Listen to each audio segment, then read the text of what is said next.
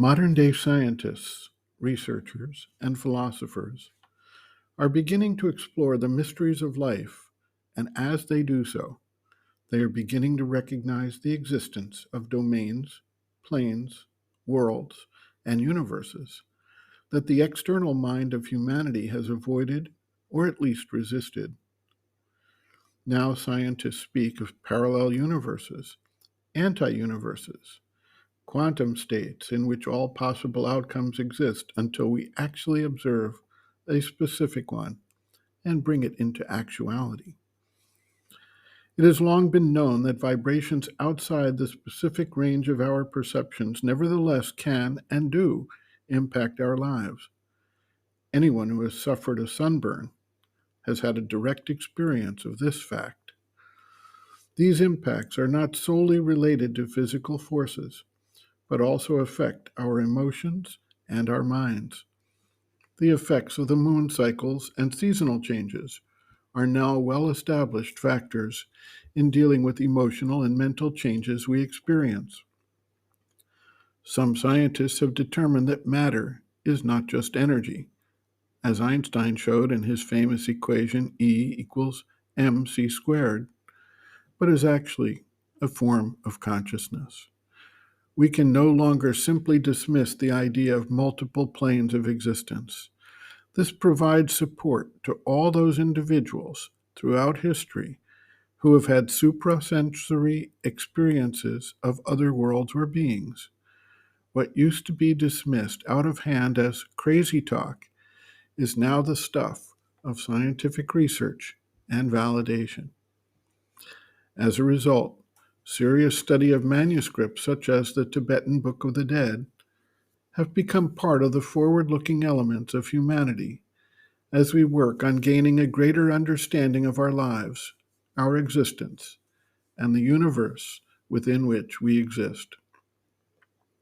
Sri Aurobindo writes, quote, all our spiritual and psychic experience bears affirmative witness, brings us always a constant and, in its main principles, an invariable evidence of the existence of higher worlds, freer planes of existence, not having bound ourselves down, like so much of modern thought, to the dogma that only physical experience or experience based upon the physical sense is true.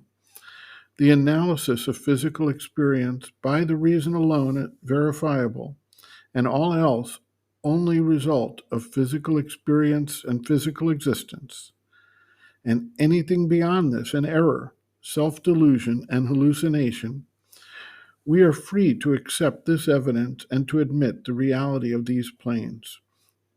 We see that they are, practically, different harmonies from the harmony of the physical universe. They occupy, as the word plane suggests, a different level in the scale of being and adopt a different system and ordering of its principles. We need not inquire, for our present purpose, whether they coincide in time and space with our own world or move in a different field of space and in another stream of time.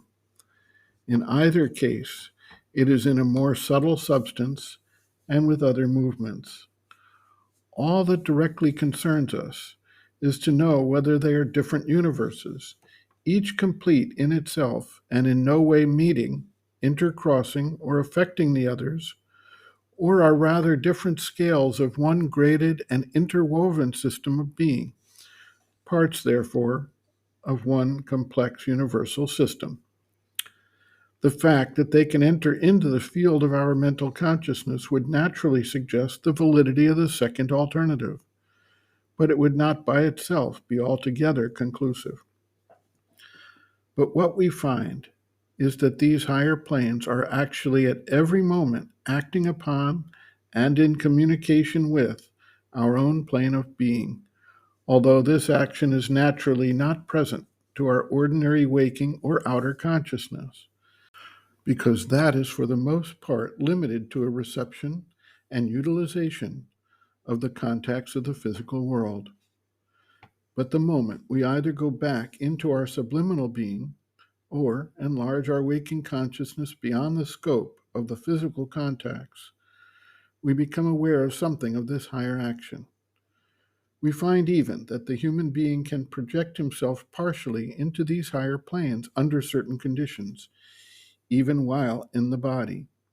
A fortiori, must he be able to do it when out of the body, and to do it then completely, since there is no longer the disabling condition of the physical life bound down to the body.